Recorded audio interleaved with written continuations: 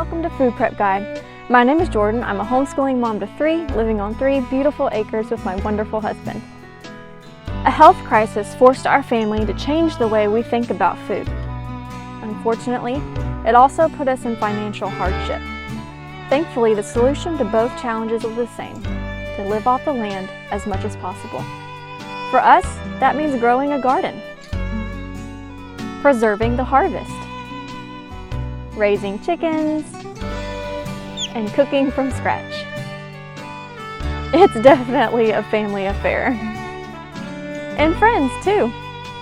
Meet Stacy, researcher, author, and lifelong learner. She entered the world of food preservation in the crazy days of 2020. She joined a gleaning co-op, and a local grocer offered her clearance produce in bulk, and so the adventure began. Together, we're reclaiming the old ways of food stewardship and teaching them to the next generation. If there's one thing you should know about us, it's that we love Jesus and seek to steward His blessings wisely. Our table always has room for one more, so y'all come join us.